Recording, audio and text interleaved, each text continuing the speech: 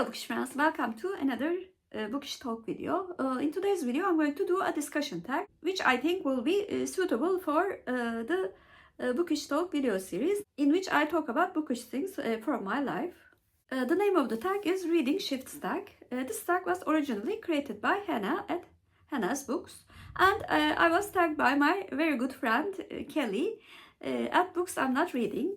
I will link both of their videos down below. The first question is, how has your reading developed over your lifetime?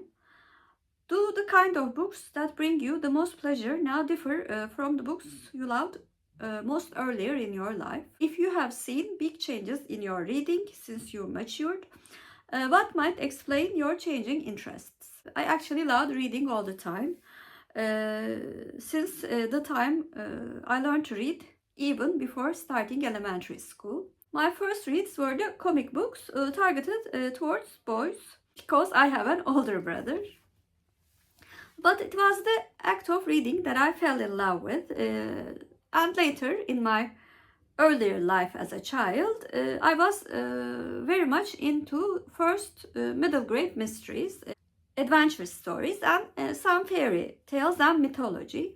In my young adult years, romance as well as mysteries became a part of my reading life. In time, historical fiction also became a favorite genre. When I started BookTube, my reading diversity exploded, and I started to enjoy good books from almost every genre. And additionally, although I am a still more plot-oriented reader, I really learned to enjoy and admire good writing styles. Some of the books with slow paces but very good writing became my favorites, such as The Remains of the Day by Kazu Ishiguro. Question 2. Do you find yourself choosing different kinds of books at different periods of the year? For example, do the seasons affect what you read for pleasure? Similarly, might you read very different kind of books while on vacation? Seasons do not affect me at all, but the circumstances that I am in kinda does. In vacations, for example, I mostly listen to audiobooks much more than reading ebooks because I like to walk around when I'm traveling. The genre of the books, on the other hand, does not change a lot. Question 3. Do specific experiences in your life ever shape what you choose to read? For example, did you read obsessively about child rearing when your kids were little, about gardening as spring is about to begin, about the experience of grief when someone you loved died, etc.?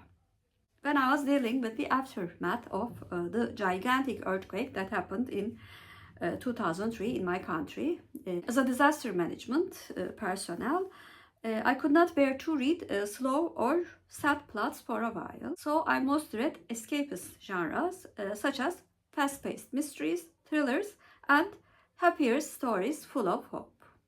Question 4.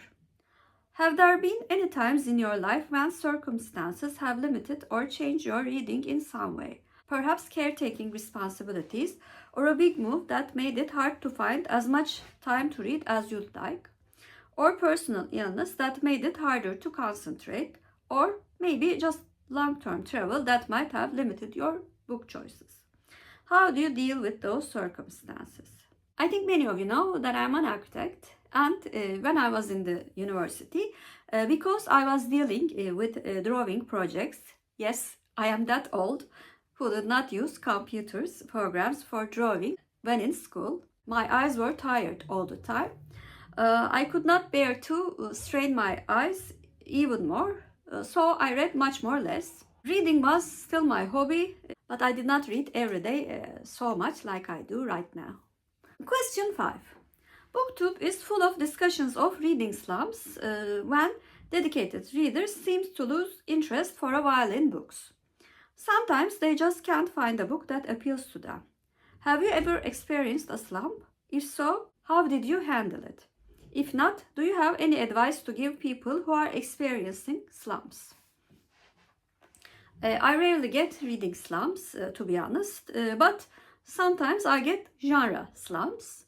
Sometimes I cannot deal with slow-paced literary fiction, so I decide to read an engaging mystery or romance. So my advice for preventing reading slumps is to read what is comfortable for you, or maybe if you are into rereading, reread a favorite comfortable book to get you into the act of reading again. Question 6. Booktubers also talk about book hangovers, when readers are so moved by a book that they find it difficult to move on to a new book. Have you ever felt this way? In the recent years, since I started BookTube actually, I always wanted to read a book after finishing one. Most of the time I read 2 or 3 books at the same time.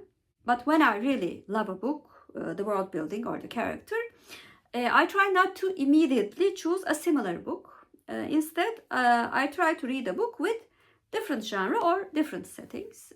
I think that helps me to get over a book hangover, because now I'm in a different type of book world.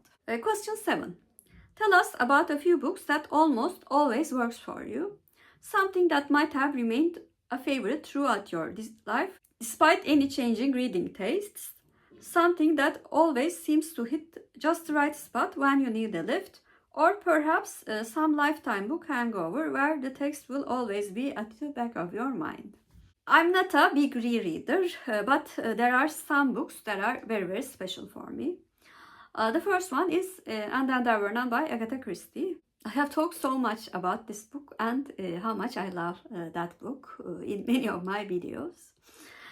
And actually, any book by, about or inspired by Agatha Christie is a preference to read a book. The second book is Jane Eyre by Charlotte Bronte. It is my favorite book of ever.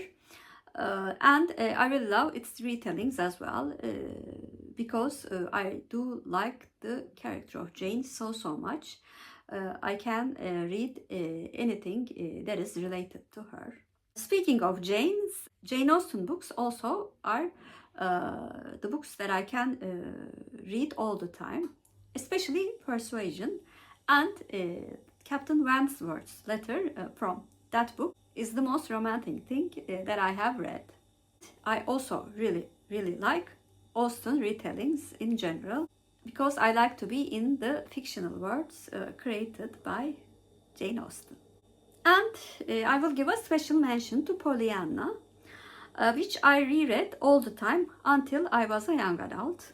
And very interestingly, not knowing how much I liked the book, one of my friends said that you are such a Pollyanna, because like Pollyanna, I also like to see the positive aspects of quite bad events like Pollyanna did. That is my motto in life, and I think it helps me deal with so many things. That is a very good example of how much reading has helped me to become more aware of what is happening and how I can behave.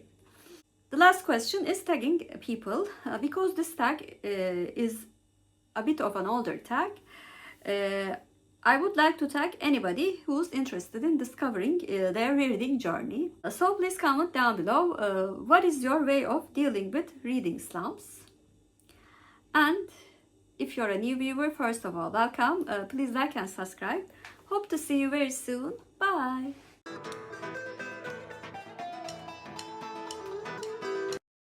As for Turkish word of the day, I'm going to choose mature. Mature means olgun in Turkish, and olgun is our Turkish word of the day. Have a good day.